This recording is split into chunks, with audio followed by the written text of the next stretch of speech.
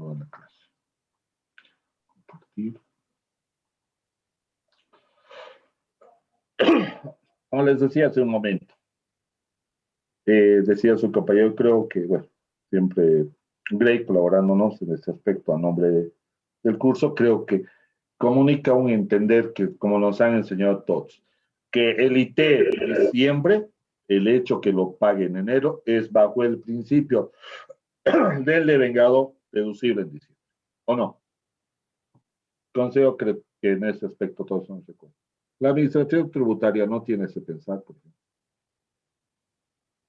¿Por qué?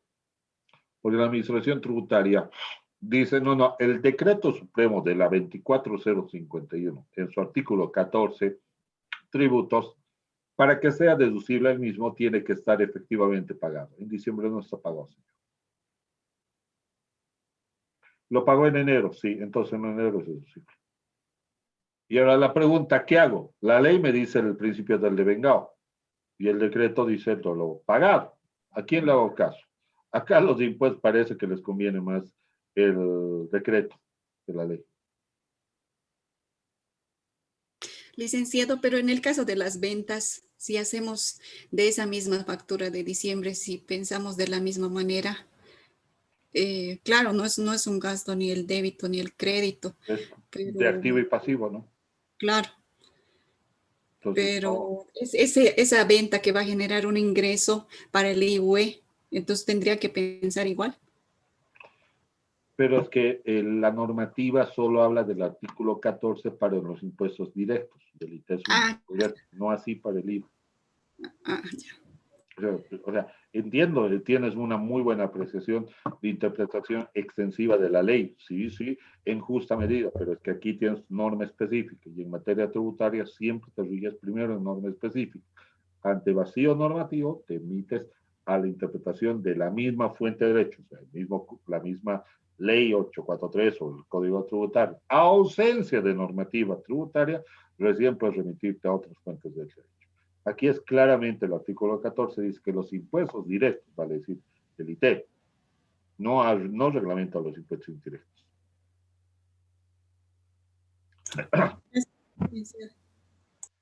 De seguro que es para preocuparse, no es actitud. Es que no es justo.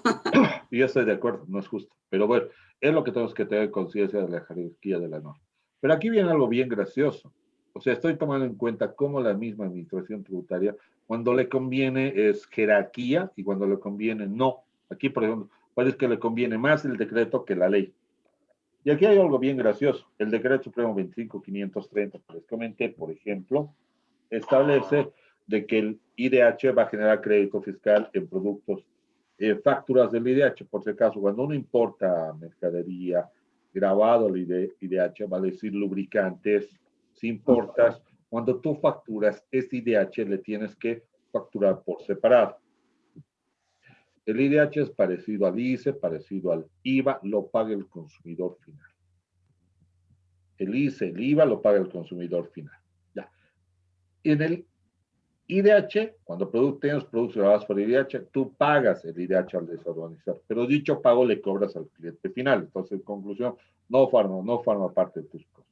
La normativa dice que ese IDH se coloca en la parte inferior de la factura, o sea, como IDH, y pagas eso más. Si tus productos de lubricantes para movilidades va 700 bolivianos y el IDH son 70, total a pagar 770. El decreto supremo 25530 dice que se va a poder apropiar del crédito fiscal dicho IDH. ¿Vale? ¿Está bien? Y el decreto dice, para mí 770 es sujeto a crédito fiscal. ¿O no? No.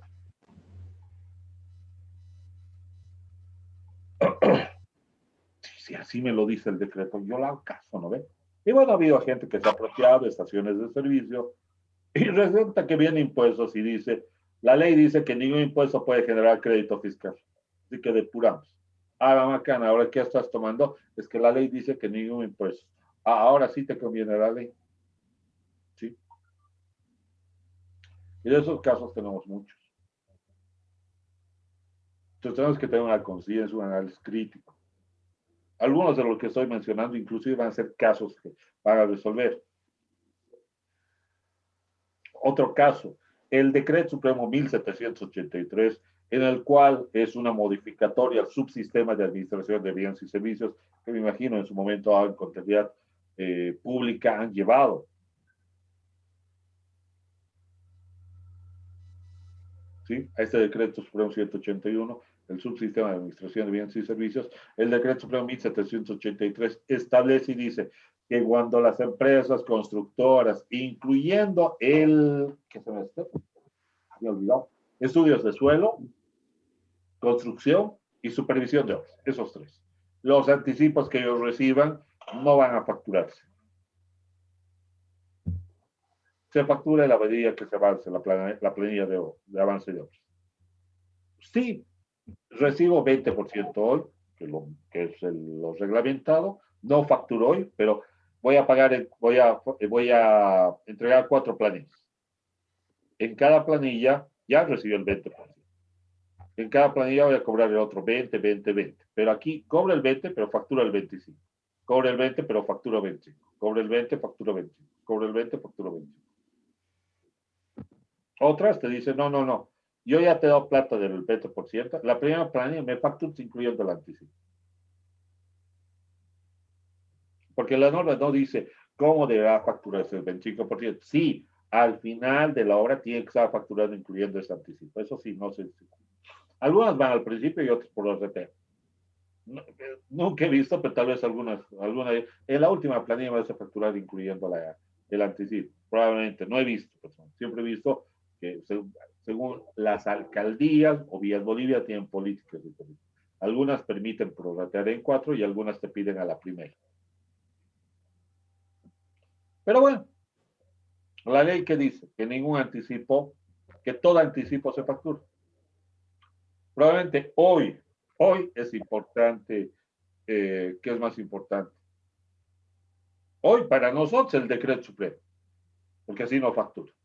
Pero mañana, pasado, viene impuesto, toc, toc, toc, toc, me debe el IVA del anticipo, no ha facturado. Sí, pero el decreto, la ley dice que todo anticipo se factura. Son cositas como eso. Bueno, entonces tenemos que tener una conciencia. Señor, yo primero, yo les digo, ármense muy bien en la ley, muy bien. En el momento que reglamentes y ordenes bien tu material digital de la ley, ¿sí? Búscate los secretos. Y de ahí atacar la resolución. Y así se vuelve más amigable. Bueno, hemos dicho definir la auditoría tributaria, conocer el sistema tributario boliviano, que eso vamos a ir con el ciclo tributario. Vamos a ver los principios de la tributación. Esto también ya lo hemos tocado mal que bien. Cuando hablamos de los principios de tributación, nos tenemos que regir, que es pregunta examen, artículo 323 del Código Tributario, no, de la Constitución Política del Estado. ¿Qué te dice la Constitución Política del Estado? ¿Sí? En ese título es un régimen económico que rige en Bolivia. Y el régimen económico es una forma de cómo voy a recaudar tributos, ¿no? Para el cumplimiento de mis fines como Estado. En este artículo 323 define cuáles son los principios tributarios a utilizarse en Bolivia. Y acá, quieras o no, esos principios tributarios están en la conciencia de la jerarquía de la norma. Porque ninguna ley puede ir contra la Constitución Política del Estado. Ninguna ley. Y ahí automáticamente, si fuera contra, estamos hablando de que ese artículo, de esa ley, de ese decreto, es inconstitucional, porque no puede vulnerar los principios de tributación promulgados en la ley de leyes, en la Constitución Política. Esa constitución, como ha podido ver en tributación 1, vienen de los principios enunciados por Adam Smith. Postulado básico. ¿Cuál era el principio básico?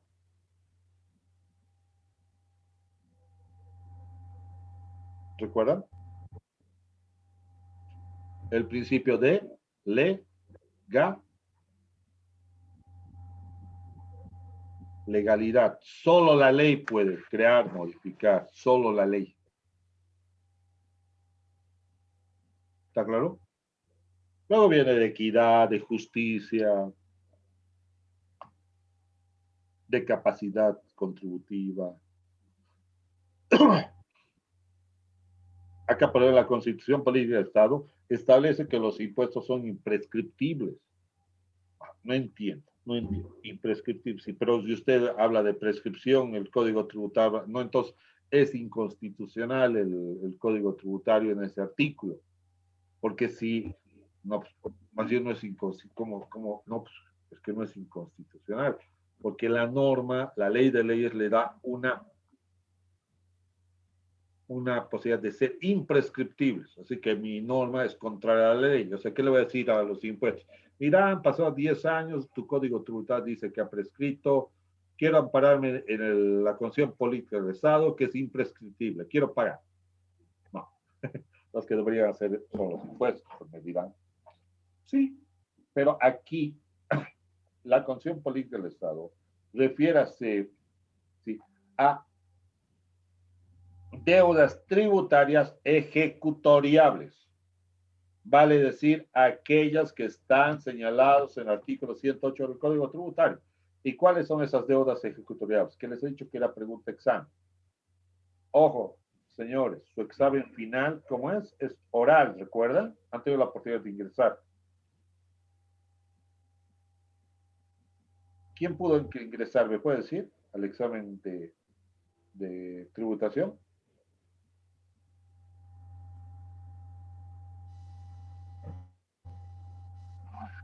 Nadie. De tributación 2 del año pasado paralelo, les dije, ingreso, les he dado el link, ya ingresó. Sí, Lisa.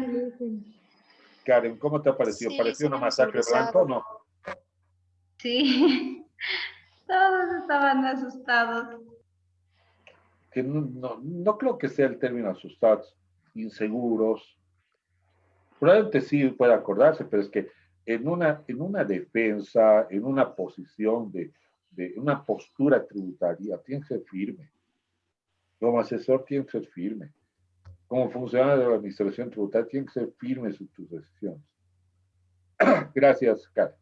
Entonces, acá, por ejemplo, vuelvo a recapitular. Los títulos de ejecución tributaria que interrumpen la prescripción, ¿okay? Son, ¿qué eran? Resolución determinativa, después de un aviso de cargo. Resolución sancionatoria, después de un auto inicial de sumario controversial. Resolución administrativa que autoriza un plan de pago. Declaraciones juradas, declaradas y no pagadas. La resolución administrativa que pida la restitución de lo indebidamente devuelto. El recurso al SARA que confirme la deuda. Recurso jerárquico. O los fallos del Tribunal Supremo de Justicia. Creo que no se me ha ido ninguno. Si te notifican desactuados, se interrumpe la prescripción. Si no se notifica antes de los 8 años esos actuados, se da por prescrito. ¿Ya? Entonces ahí vamos a ver, por eso es bien importante los principios. Yo les recomiendo, lean todo el régimen económico de la Constitución Política del Estado. Y así va a ver cómo encaja materia tributaria en este régimen económico. Diferencias en los diferentes impuestos del sistema tributario boliviano. ¿Cuál es la diferencia muy marcada en el IVA, en el IT, en el IUE? Inclusive con los otros impuestos misceláneos. Bueno, siempre hay que participar activamente. Chapter 2 o tema 2, por ejemplo. Ya vamos a ver, ya puntualmente aquí vamos a ver un contexto que con el ciclo tributario, con alguna exposición que vamos a trabajar, vamos a cerrar. Acá, verificación interna, una revisión puntual, incisiva. Normalmente este tipo de verificación interna, fíjense, aquí ya estamos hablando de los procedimientos de determinación que la administración tributaria ejecuta. Una firma independiente, te voy a hacer una auditoría, verificación interna, no. Lo que va a hacer en la auditoría de una firma independiente, lo que te van a dar es un término de referencia con una revisión puntual. ¿Cuál es la diferencia entre la administración tributaria y una firma independiente? La administración tributaria cuenta con una base de datos, una firma independiente no. Tiene que ser más analítica e investigativa. La administración tributaria cuenta con una base de datos con información, ¿sí? Digital de proveedores, ¿sí? Tranquilamente. ¿Qué han encontrado? Yo les pregunto, ¿ya han leído, por ejemplo, una RND? ¿Qué dice el artículo 4 cuando yo tengo compras no informadas?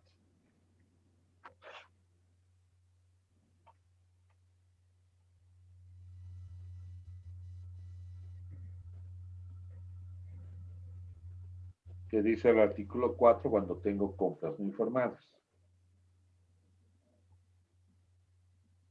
La venta no será declarada, Lice. ¿Sí? ¿Cómo has dicho? Está bien. Que toda venta no informada se le tomará en cuenta que no sea declarada. Se presumirá que es venta no declarada. Entonces, ahí, por ejemplo, ¿dónde encajaría ese tipo de revisión? ¿En una verificación interna, en una verificación externa o en una fiscalización externa?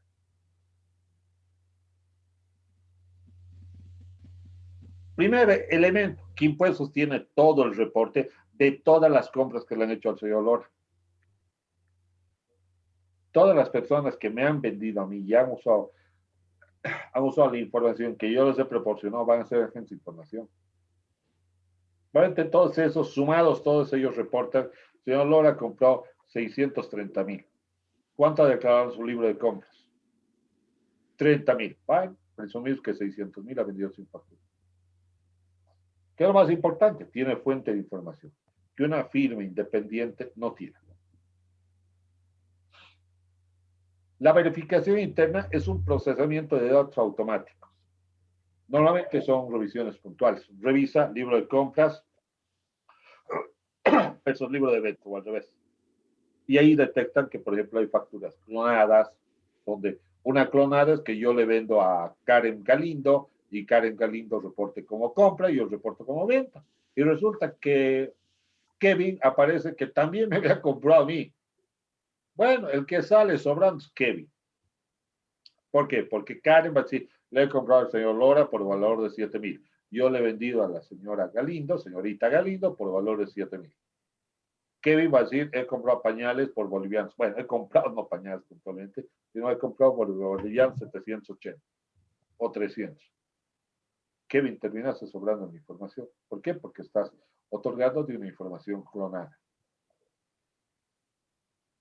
Puede que Karen se equivoque al consignar el número de autorización mío. A quien le va a quedar operativo es a Karen, porque van a decir facturas no dosificadas. Proveedores fantasma.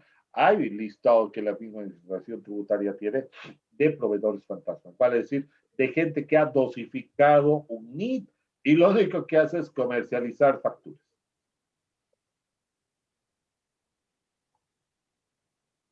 Evidentemente existe la posibilidad y hay una resolución normativa exterior que la administración tributaria se faculta la posibilidad de poder informar a los contribuyentes del riesgo fiscal. Invita que puede ir en contraposición del artículo 169 del Código Tributario, confidencialidad de la información.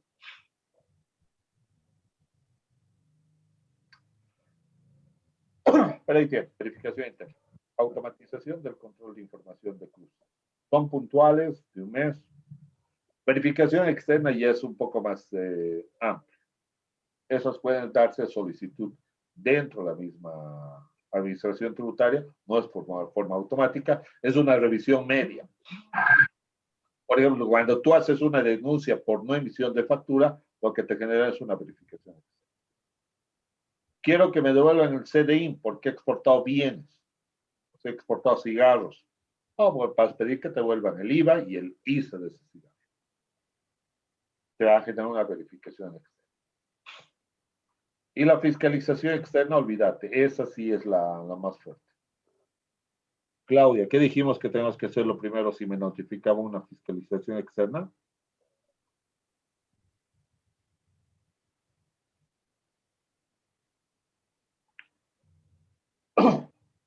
Licenciado, leer bien el documento para ver si se están cumpliendo.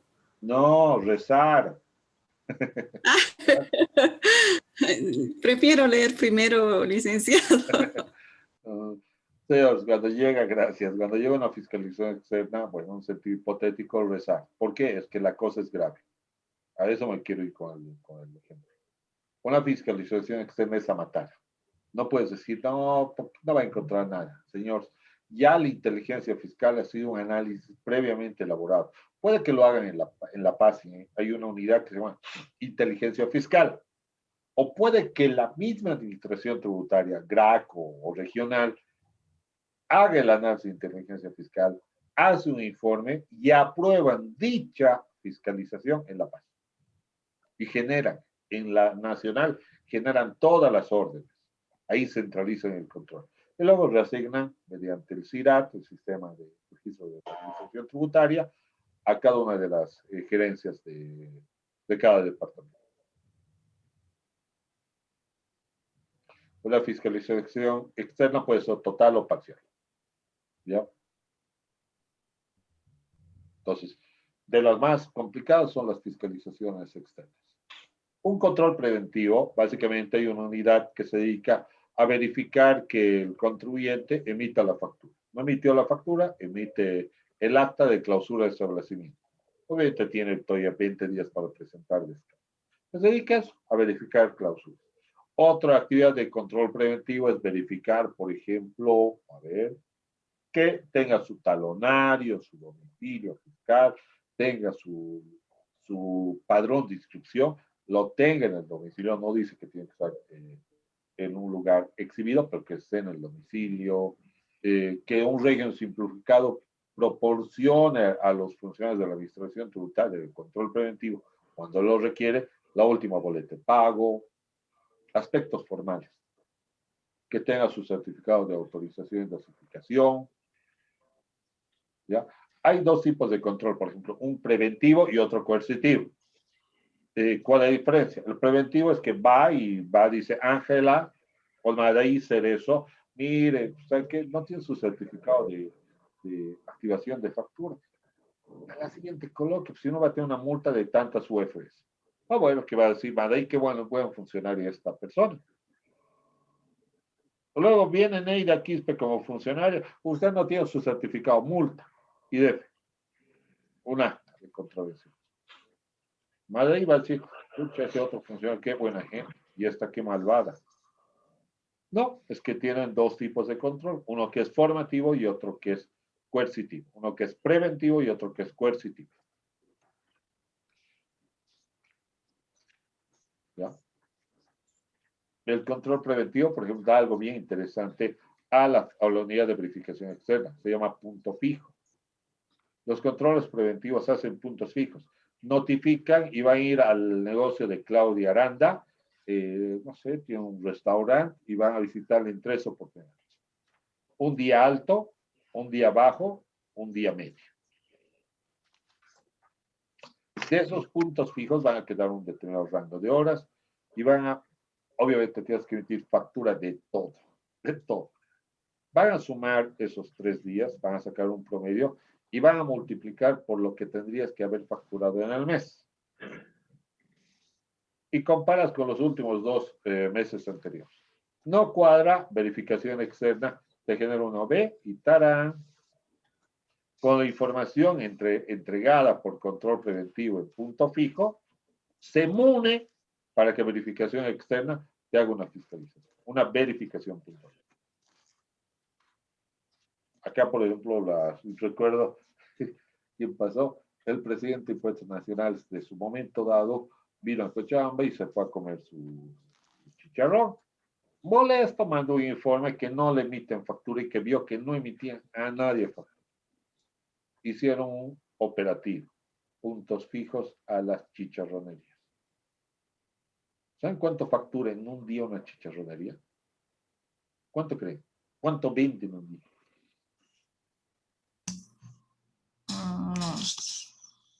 7,000, 8,000. 90,000. ¿En un día? En un día. O sea, estamos hablando de las grandes, ¿no? Ah, 90.000, 70. Obviamente en épocas no tiempo COVID, ¿no? En el tiempo donde está genial. Ese importe, sí. Su declaración jurada, 100 pesos. No tengo NIT, o sea, cobras 90.000 en un día. Soy simplificado, no friegues. 184.000 tus ingresos al año. En un día estás pasando 90.000. No, no cuadres, estás en un régimen que no te corresponde. Entonces, los han reclasificado. Lo mismo ha sucedido con el operativo que se dio, y siempre van sacando operativos. Lo mismo han hecho con los moteles, o los moteles han ido punto fijo, así. Mira, pero motel, o sea, hasta como ejemplo, no me gusta. Pero lo han hecho, lo hacen. Porque normalmente, ¿quién va a ir a un lugar así? Va a decir, factura, así, ¿no? Y presentar a tu empleador, mira, a que controle. Como que por vergüenza, incomodidad, es mi vida privada, ¿no? No voy a pedir factura. Entonces, sacan provecho estos centros de hospedaje, si quieres, temporales, punto fijo. Entonces, existe. Ellos proveen cierta información para que verificación externa haga un determinado. Bueno, Dice, escucho. buenas noches, una consulta. Buenas noches. ¿También pueden salir los fines de semana? O sea, domingos también, Muy sábado. buena tu pregunta, pero ya el artículo 4 del Código Tributario señala, señores, pueden remitirse, que son días, si quieren, de control, pueden ser notificados los actuados los días y horas hábiles que la administración tributaria trabaje. Entonces, nunca podría trabajar en ese tipo de operativos fines de semana, en un restaurante, como se dice, en un motel, son 10 de la noche, irán 7 de la noche hasta las 3, 4 de la mañana. No al lugar de discoteca, lo propio, ¿no? Así, igual es otro punto que no tienden a facturar todo en condiciones normales. También señala el Código Tributario y dice, cuando se trabaje fuera de horarios extraordinarios, de horarios laborales extraordinarios, serán válidos siempre y cuando cuente con la autoridad, con la firma de autoridad competente, vale decir, de la gerencia del área. En este caso, suficiente que la gerente, del memorando para que el funcionario vaya a hacer punto fijo los sábados y domingos. Y punto. O trabaje de 6 de la tarde hasta las 10, 3 de la mañana. Y es válido. Está suelta, ¿no? La duda. Sí, dicen. Bueno, entonces ahí tengo los 3 tipos de fiscalización. Controles más de apoyo. Control preventivo, por ejemplo, verifica que no estás inscrito al NIT. ¿Qué procede cuando no está inscrito al NIT? ¿Cuál es la sanción directa?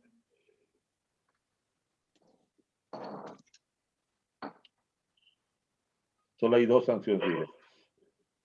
La clausura inmediata del establecimiento hasta que regularice su inscripción. Tengo 51 participantes, 50 si me excluyo, y tengo 38 asistentes.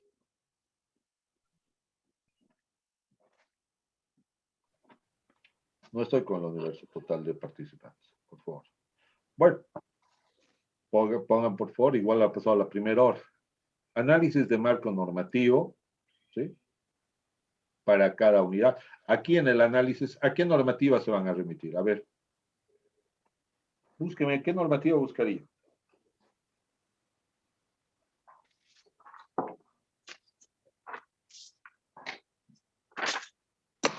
¿A qué norma sería? 2492. Muy bien, entonces me voy a ir al Código Tributario, me dice ahí, por ejemplo, cuáles son los datos mínimos que debe tener una orden de verificación interna. Una orden, su notificación, por ejemplo. Para luego continuar con su notificación de la vista de cargo, la resolución determinativa. Entonces, yo necesito saber cuáles son los plazos, qué plazo tengo para entregar la documentación cuando esta me requiera, cómo hago para pedir ampliación de plazo. Doctrinas, acá, cuando yo estoy pasando acá, les he dicho, miren, acá ya estamos comenzando, no será doctrina, pero ya estamos compartiendo un lineamiento tributario, ¿o no? Acá. Aquí. Esto que está en su... Ahora sí. Esto que ya está en el Moodle, que en el paralelo lo tengo que replicar, lo voy a copiar simplemente, es un control-C, control-V, y aquí ya tenemos un lineamiento, mira. Caso 0, 1, 2, 3. Ya da un lineamiento. Pero cuando nos basamos, cuando va a nivel de la sala plena, ese ya no es lineamiento, ya está empezando a sentar de alguna manera una jurisprudencia. Licenciado, estamos viendo su WhatsApp. Licen está compartiendo su WhatsApp. ¿Que están leyendo mi vida privada? No tengo nada raro. Ah, sí tengo. No tengo. A ver, ahora sí vuelvo a compartir. Dígame. Sí, viendo su WhatsApp. No, sí, Sigue estoy volviendo a compartir por si acaso. Ahora sí. Ahora sí, Ahora Licen. sí. Ya. Aquí está. Fíjense, acá los fallos otorgados por la autoridad de impugnación tributaria, ya sea el recurso alzado y jerárquico, sientan un lineamiento. Y aquí presentamos un lineamiento desde el caso 0, 1, 2 y 3. O sea, ¿cuál es el lineamiento? Pero a su vez, estos casos también se basan de este lineamiento basados en fallos superiores del Tribunal Supremo de Justicia. Y se van, dice acá, les hacía una lectura hace un momento. Aquí, este es otro caso.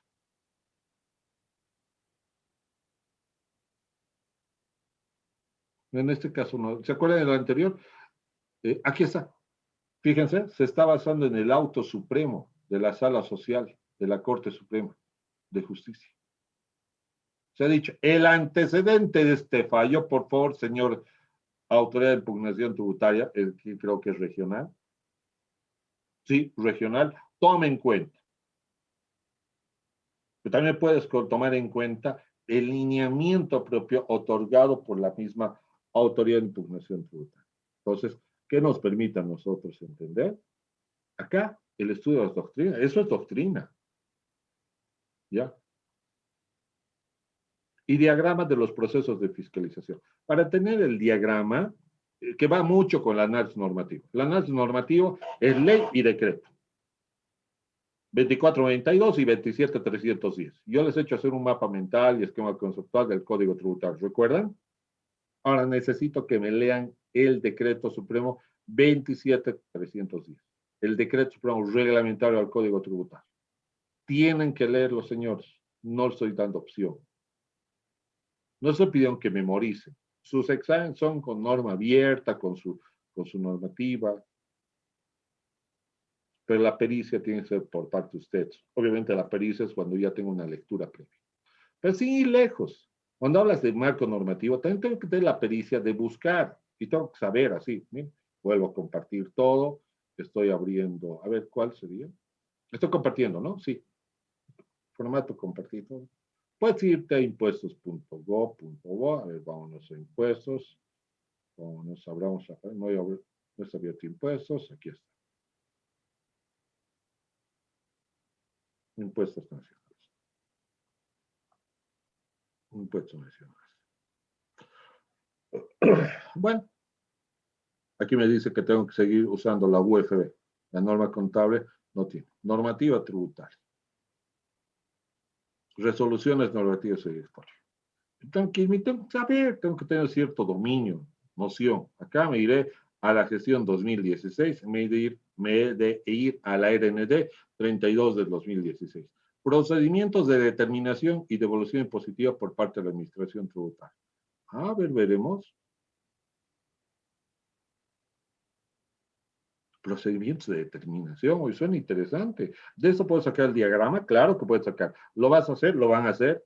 Así que esta RND, por ejemplo, ya la tienen que tener digitalmente adjunta en su base, su biblioteca digital o impresa, según el que sea el caso, como le guste. Miren, aquí está. Definiciones, fiscalización total, parcial, verificación externa, interna, qué es deuda tributaria, qué es adeudo tributario, ¿En qué consiste una orden? ¿Qué debería contener como mínimo? Y como su compañera dijo, lo primero que hago es verificar, ¿se acuerdan? Si hay un vicio de nulidad. Porque si hay un vicio de nulidad, por ejemplo, no tiene firma de autoridad competente. Yo tengo un caso. No tenía firma. He logrado que se anule hasta el vicio más antiguo. ¿Saben qué he hecho? Me he ido por la vía judicial. Ha tardado 7 años. Cuando ha vuelto, notifíquese. Bueno, se anuló. Como anularon, quisieron volvernos a notificar, solicitamos prescripción y no nos pagaron nada. Delicado. Entonces, fíjense, actas de contravenciones en el procedimiento de determinación, que eso lo hace control preventivo. Entonces, esto va a ayudar mucho, ¿viste, Carlos? Ya tienen 2 RNDs para leer. ¿Queda claro? ¿Queda claro? Licenciado. Sí, licenciado. Sí, licenciado. En forma inmediata se colocan cuál es la normativa y ayuda para resolver. Bueno, demostrar siempre profundidad. Aquí está, cuando estoy pidiendo eso, ustedes demuestran el interés. Elaboran siempre con dedicación y bueno, trabajas en grupo, que vamos a hacer el análisis, siempre va a ser en grupo. Vamos a conocer la normativa tributaria vigente, ya hemos actualizado el tiempo COVID, ¿sí? Vamos a seguir manejando normativa que está actualmente vigente, cuáles son los proyectos de fiscalización, que de seguro necesitamos mucho de SRND, diferencia de claridad de tipos de verificación, la RND nos va a ayudar, ya les he dado el preámbulo y participar activo. Y por favor, eso sí, pregúntenme, señores, aprendan, lean nuevamente su código, pongan un posito, una realzar alguna duda, inquietud. Miren, y aquí viene el proceso de fiscalización, desde la planificación de la auditoría tributaria. Entonces vamos a hacer, ¿cómo hacemos? La comprensión y conocimiento del negocio, ya sea como firma independiente o como administración tributaria. ¿Cómo podemos obtener información relacionada a la industria? Bueno, pues si eres una firma independiente, yo puedo conseguir de Fundempresas información, revisión del archivo permanente, cuántas fiscalizaciones tuvo anteriormente, una inspección ocular, no saben cuánto hay una inspección ocular. Muchas veces yo pregunto, ¿y cómo es? ¿Todo es con factura? Sí, 100% con factura. ¿Y acomodan las facturas? No. Voy a la tienda y me voy a echar al gamonal, al que tengo plata. Quiero comprar lo más caro, pero quiero que la factura salga a un nombre de tercera persona, no a mi nombre. ¿Por qué? Porque soy un proceso de divorcio y no quiero que los bienes salgan a mi nombre. Y saben que me dicen, sí, ya tengo dudas. Pueden acomodar las facturas como ellos quieran. Comprensión del sistema contable que manejan, procedimientos analíticos preliminares, comparación de los datos financieros. Aquí los indicadores, si tu IVA baja de un año en forma abrupta, seguro que los impuestos van a verificar. Medición y rotación de existencias. Señores, el tiempo nos va a cortar. Una pena. ¿Alguna pregunta hasta acá?